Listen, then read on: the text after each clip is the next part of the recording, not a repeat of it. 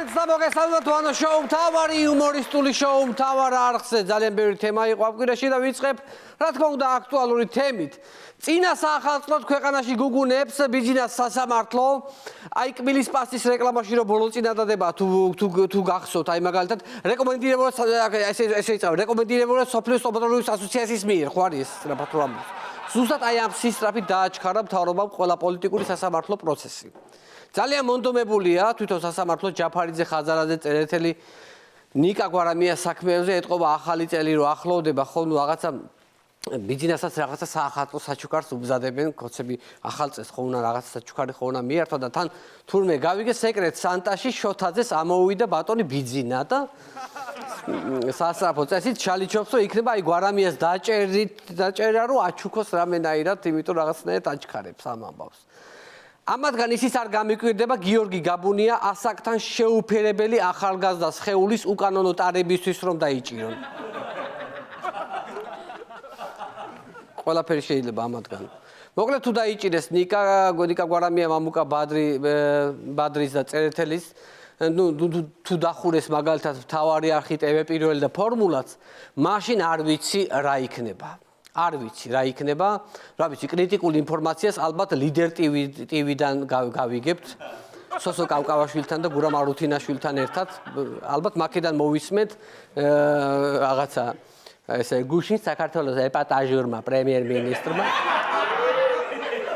ირაკლი ღარიბაშვილმა სკანდალური განცხადება გააკეთა და აი აქედან გავიგებთ თამარ ნიუსებს სიმართლეს ერთი სიტყვით.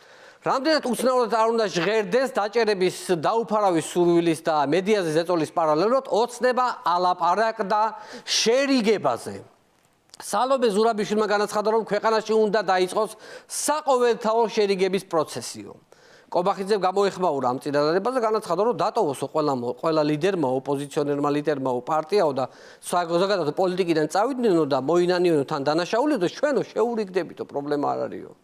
შეიძლება ცოტა ხანში თქვას ირაკლი კობახიძემ რომ ესეც არაა საკმარისიო და ნაციონალების 9 მილიონიანი მხარდამჭერებიო შეიკრიბონო მოვიდნენ ჩემთან მომეფერონ და მერე შეურიგდებიო. პრინციპში ამ ოპოზიციას პოლიტიკიდან წასვლის ფასად კი უნდა გიღირდეთ კობახიძესთან ჩახუტება. მე რა ვიცი ესეთი კარგი შემოთავაზება მე მგონი არავის არ მოусმენია ქართული ოცნების მხრიდან. ნამდვილი წელი არსებობენ. მე მინდა ბატონ ბიძინას მივმართო. ირაკლი ღარიბაშვილზე რომ მოგვეცი კურთხევა რომ რაც გინდათო ის დაუძახეთო. იქნება ირაკლი კობახიძესაც მოგცეთ მსგავსი კურთხევა რომ რაც გვინდა ის დაუძახოთ ბატონო ბიძინა. იმიტომ რომ აშკარად იმსახურებს და ნუ ჩვენ ვერ ვფიქრობ მოგვეცით საშუალება მოგვეცით რომ ჩვენც მიმართოთ რაღაც სახელით. ისე ირაკლი ასაც შენ ითხოვ ნაცები წავიდნენ პოლიტიკიდანო ეგ რომ შეასრულონ ხო? მაგ შემთხვევაში შეიძლება ქართული ოცნება საერთოდ დაიშალოს. იმიტომ რომ სუნაცები არიან მაგ პარტიაში მთელი დეპუტატები და რა ვიცი რაში უნდა გაწყობდეთ ახლა თქვენი ქართული ოცნების დაშლა. შერიგებაზე ოპოზიციასაც აქვს საკუთარი მოთხოვნები შეურიგდებითო 20 ჯერო პრეზიდენტი გაათავისუფლონო. ნუ აქციას დაანონსდა 21 დეკემბერს რუსთაველზე მიშა ხალხს მოუწოდა რომ მარტო Facebook პოსტებითო მიზანსო ვერ მივახცევთო. ვერ მივახცევ რას ამბობთ მატონო მიშა. რაებს ლაპარაკობთ. რა მიზანს ვერ მივახცევთ ჩვენ Facebook პოსტები. სწორედ Facebook პოსტებით უნდა ვიომოთ. უნდა ვიომოთ ყველა კრიტიკული პოსტი ამ მთავრობას აყანყალებს მინდა გითხრათ. ახლა დროა ყველა ოპოზიციონერი გაერთიანდეს და დაისახოს Facebook-ზე ბრძოლის გეგმა. გეგმა უნდა დაიდოს, მე ასე ვფიქრობ.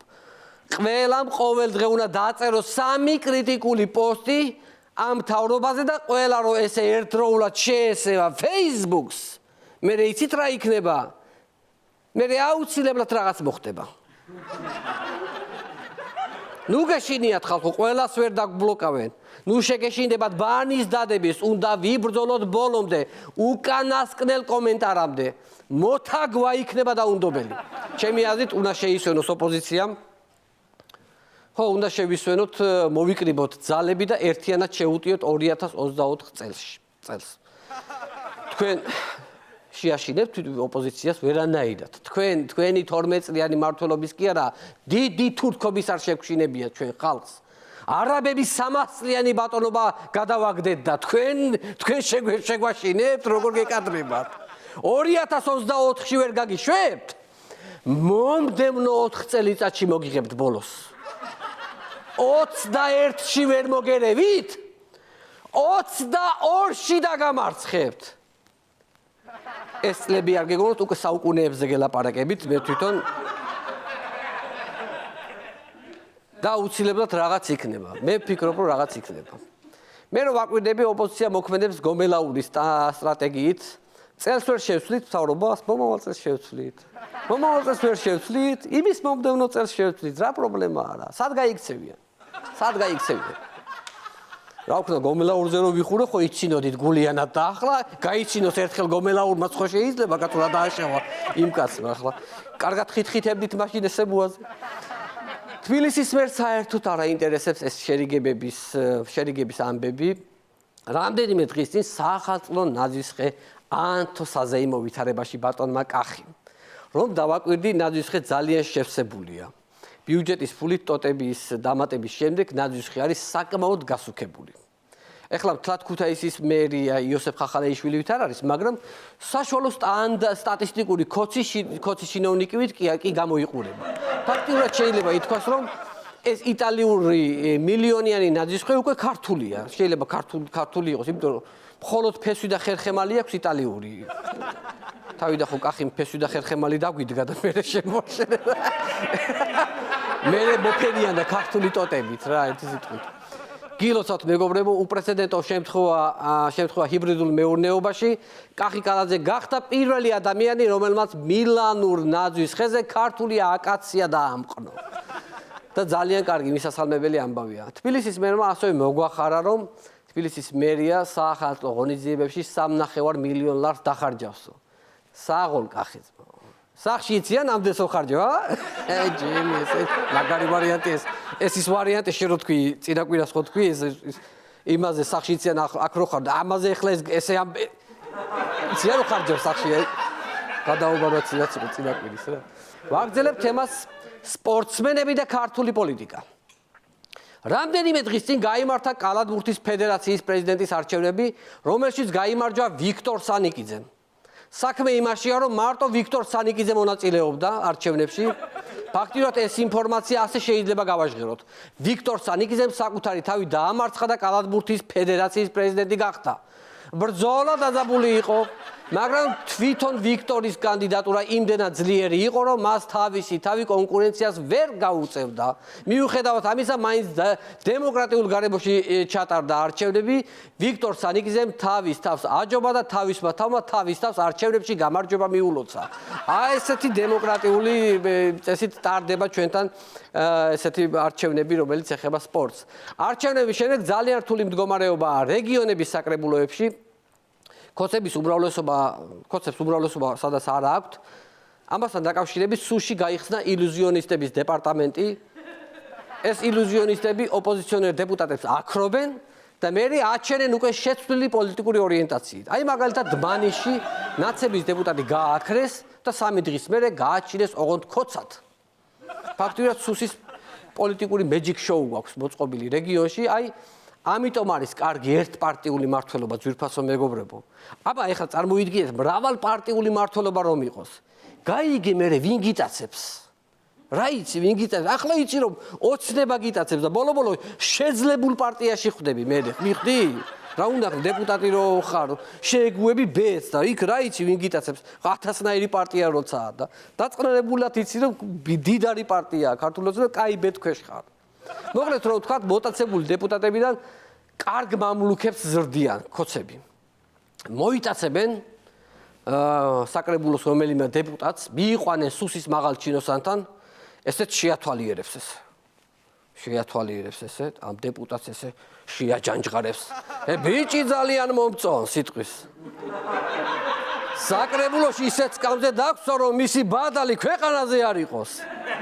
აბდალა წაიყვანე დეპუტატი მოასვენე და ესეთი სიტუაცია გვაქვს ქვეყანაში. ძალიან დიდი ცვლილებებია ქართულ ოცნებაში. ჯანდაცვის მინისტრი ეკატერინე ტიკარაძე თანამდებობიდან გადადგა. წლის ბოლომდე რჩება, ხოლო მერე უკვე იგი თანამდებობას დატოვებს.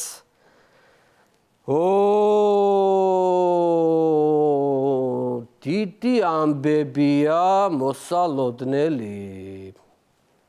ძალიან დიდი ამბები.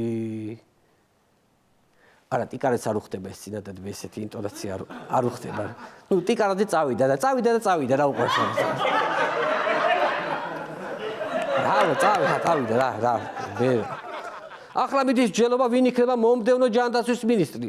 ჭორის დონეზე გავრცელდა ინფორმაცია, რომ ორი ვერსია განიხილება. ლევან რატიანი და არჩილ თალაკვაძე. ჩემი აზრით არჩილ თალაკვაძის ჯანდაცვის მინისტრობა, ძალიან კარგი ვარიანტია, ძალიან კარგი რა. თქვენ არიცით, რამდენად მნიშვნელოვანია პოეზიის როლი ჯანდაცვის საკითხებში. ტიკარაძის გრაფიკს თუ გავითვალისწინებთ, რამდენი თავისუფალი დრო ექნება არჩილს. და უფრო მეც დაუთმობს პოეზიას, მეტ დროს. არჩილ, შენ უნდა წერო. ნუ დაივიწყებ შენს თავარ ტალანტს, შენ ხარ ჩვენი არჩილ, აჩო თალაქტიონი. შენ უნდა წერო არჩილ, აუცილებლად. კალამი, არ დააგდო. პაატა იმნაძეს მიმართესო ჟურნალისტებმა კითხვით, რომელი მოგწონთო ჯანდაცვის მინისტრობის კანდიდატობიდან და რაზეც პაატამ უპასუხა შემდეგნაირად. მოდით ნახოთ ეს სტატიის სათაური. ჯანდაცვის მინისტრი ეკაა ჯერჯერობით მოწონებით ანჯელინა ჯოლი მომწონს. ნახე, საჩაუტყა ეს მაგარი ვარიანტი უთხრავა. კახი, ეს მაგარია, ეს მაგარი კაცია ეს არა. მარტო შენ კი არა, ეს მაგრაღადავს, ეს მაგარი კაცია თქვენთან დამსვა სუფრაზე. მაგრამ რადგან სიცილით მოკლა, საჭმეს საერთოდ ვერ შევჭამ. საჭმეს მარტო ვერ შევჭამ, ისეთი მაგარი ხალხი ხარ. და უნდა დაუკარი და ის ბოლო მელოდია დაუკარი რა. მაგრამ ბოლო ჩვენი ტრებისთვის იყოს რა. მოდი, აი მაგ იონიკაზე რამე კნოპკებს დააჭირე დაუკარი რა. დიდი მადლობა ჩვენ შოუს ვისკავთ აფორმებს ბენდი ჩამონალეკვეში თქვენ გვაძლევთ.